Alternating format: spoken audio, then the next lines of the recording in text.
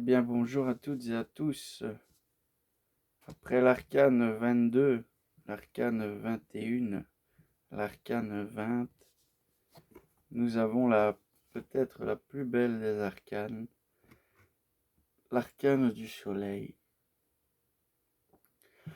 Très intéressant que quand nous additionnons la position 19, c'est-à-dire 1 plus 9, nous arrivons à l'arcane 10, qui est l'arcane des cycles, et tous les cycles des solstices et des saisons est lié justement à l'astre solaire.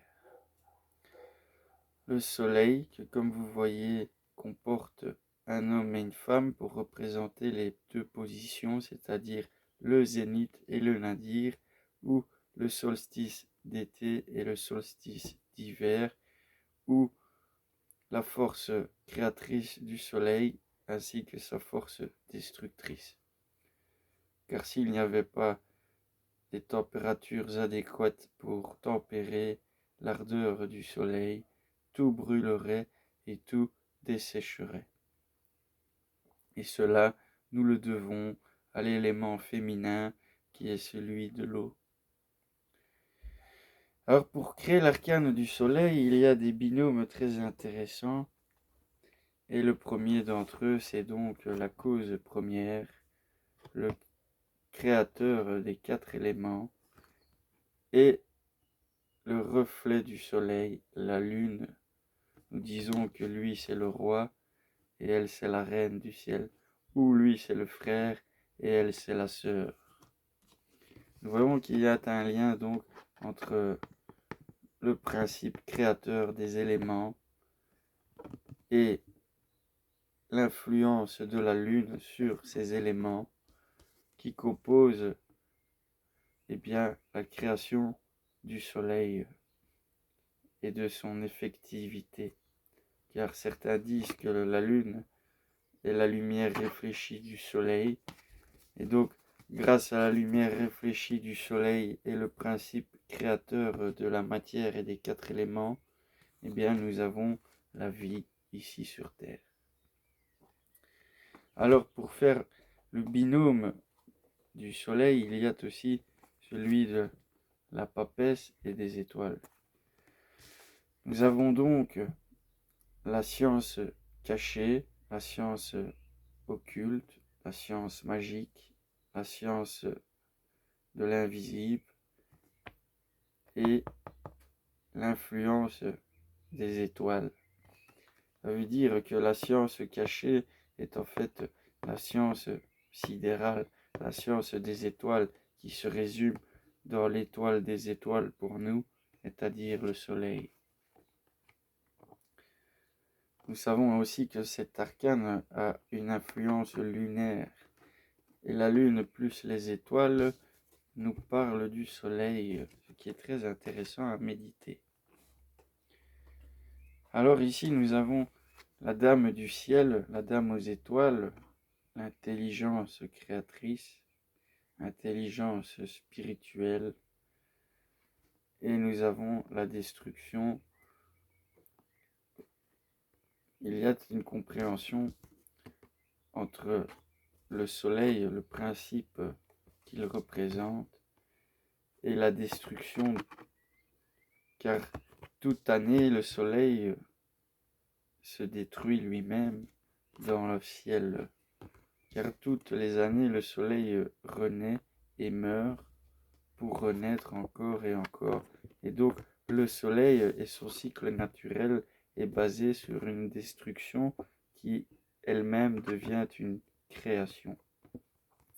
Et tout cela est lié à l'intelligence spirituelle et créatrice, à l'intelligence du ciel et des étoiles, dont, je répète, le soleil est l'astre principal pour nous. Le soleil ne comporte pas que des aspects positifs, il a aussi le rôle de l'empereur et du diable en ce monde. Le soleil physique est une grande illusion pour celui qui comprend le rôle de la matière et de la lumière. Il y a donc un lien entre l'illusion et la densification, la prison terrestre élémentaire du diable dans laquelle nous nous trouvons. Car sans soleil, il n'y aurait pas de corporification, de solidification, il n'y aurait pas l'emprise du mal sur la terre, il n'y aurait pas la polarité, il n'y aurait pas eu cette chute de la lumière dans la matière, il n'y aurait pas eu ce Lucifer qui est tombé des cieux pour vivre dans les enfers de la terre. Il y a un rapport très philosophique à ce binôme qui est celui des éléments, celui de la forme, de l'objectivité, de toute solidité, et le diable, le roi de la dualité, qui sont unis pour faire la lumière du soleil.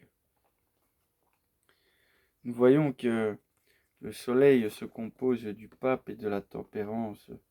Très intéressant de retrouver donc l'arcane des transfusions et des transmutations, ainsi que l'arcane des mystères, c'est-à-dire des mystères chrétiens, des mystères solaires.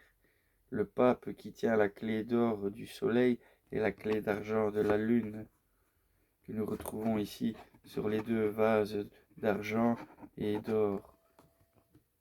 Nous voyons donc qu'il y a un lien très intéressant entre le soleil et ce binôme que nous voyons, donc la tempérance, l'équilibre et la transmission initiatique et hiérarchique.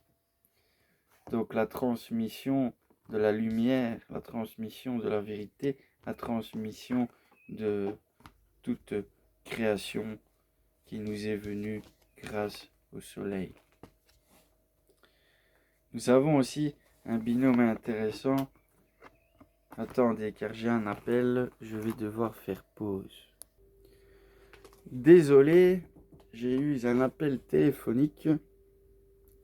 Je dois donc reprendre ma vidéo que j'avais mis pause, et nous étions donc pour faire le soleil à l'arcane de la transformation de la mort et celle du macrocosme ou de l'amoureux. Le soleil, c'est très intéressant car chaque 6 mois, il meurt pour renaître après.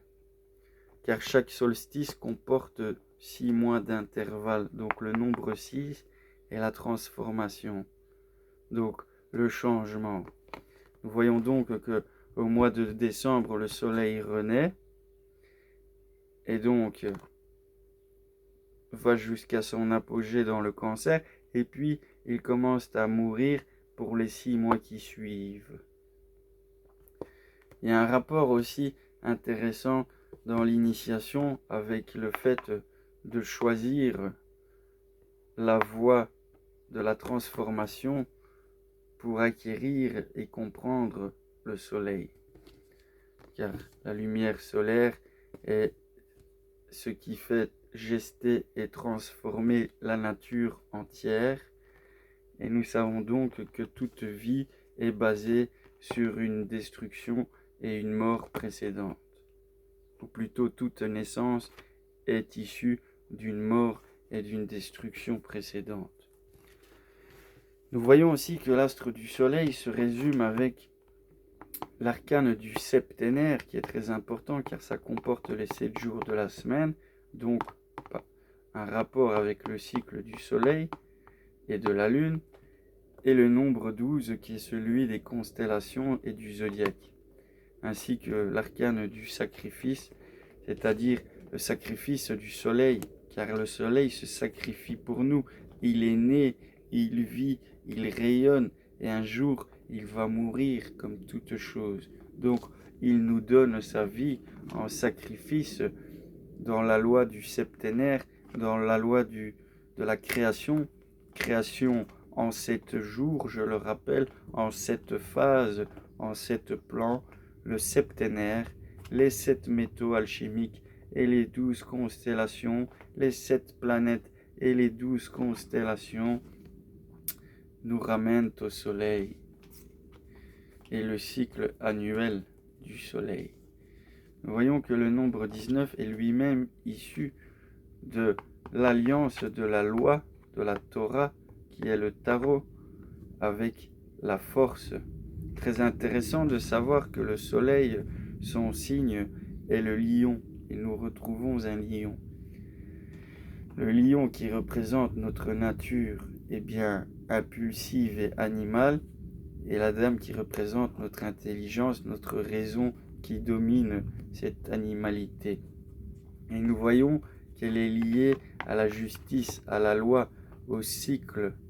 Et le cycle du nombre 8, qui est la croix cardinale et la croix fixe, forment la roue de l'année du soleil, que nous retrouvons dans plusieurs symbolismes religieux et interculturels.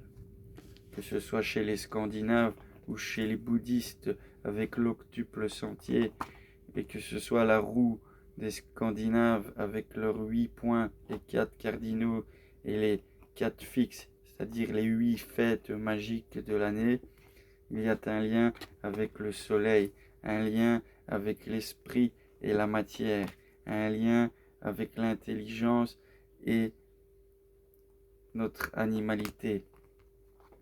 Donc le soleil est le grand régulateur de cette loi qui fait que l'esprit domine ou maîtrise la matière.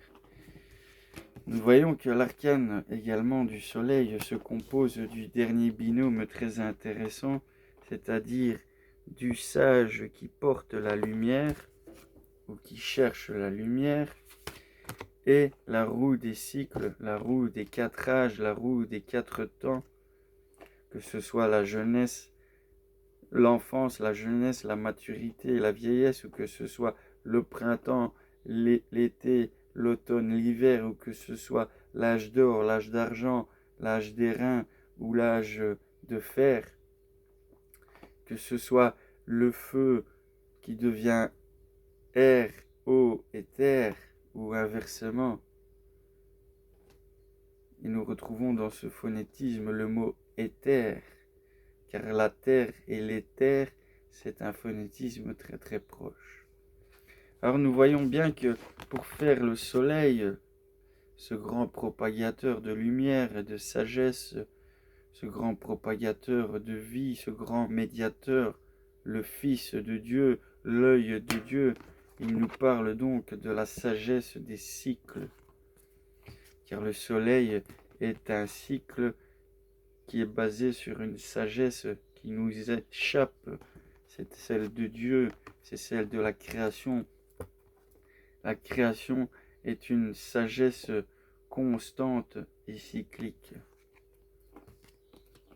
Nous voyons donc des rapports très très intéressants avec les binômes qui constituent l'arcane du soleil. Je reviendrai sur celle de l'amoureux et de la mort, du nombre 6 et du nombre 13. Ce qui est très intéressant, c'est que 6 fois 13, ça nous fait 78. Et 78, c'est donc le nombre d'arcanes du tarot lui-même. Nous voyons donc que dans le binôme de la transformation de la mort et celle du macrocosme et de la polarité, eh bien nous retrouvons ce que je viens de vous dire.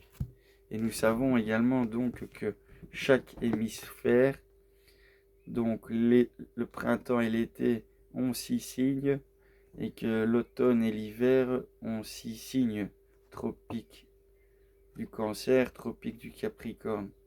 Donc dans les deux parties du ciel, il y a 6 signes que nous retrouvons. Et ces signes sont liés justement à la transformation annuelle de la nature, de la naissance et de la vie, pour conclure la mort qui est une renaissance. Et nous savons que le soleil lui-même, ou Jésus, est le 13e avec ses 12 apôtres ou ses 12 signes.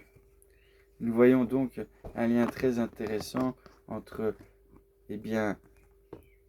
ce que représente le nombre 6 dans toutes ses possibilités, et le nombre 13 qui est celle de la transformation. Et il est à savoir aussi que l'arcane 13 se résume justement à une autre arcane qui est l'arcane 4. Et l'arcane 4, c'est celle de l'empereur, mais c'est celle des éléments et de la matière. Et nous savons que toute matière et tout élément est une mort certaine qui renaîtra. Donc toute matière est vouée à la destruction. Et c'est ce que nous résume l'addition du 3 et du 10 pour nous donner, enfin du 3 et du 1 pour nous donner le 4. Car toute matière est une transformation qui s'attend et qui s'opère. Ainsi soit-il pour les arcanes qui composent le nombre du soleil, c'est-à-dire le nombre 19. Et c'est très intéressant car le nombre 19 est basé sur le premier nombre, l'unité, et le 9 qui est le dernier des nombres, avant de recommencer le cycle des nombres. Donc l'alpha et l'oméga. Donc le soleil est l'alpha et l'oméga de toutes choses dans ce monde. Et quand je vous dis que 1 plus 9 s'additionne à 10 et nous donne justement la roue des cycles du temps et la roue de la fortune. Il n'y a donc pas de hasard à toute cette conception et nous pouvons dire que cela nous mène à de profondes réflexions pour notre propre compréhension intérieure. Je vous souhaite le meilleur et à la 17e minute qui est le nombre de l'arcane des étoiles, je vous fais santé et je vous dis à bientôt.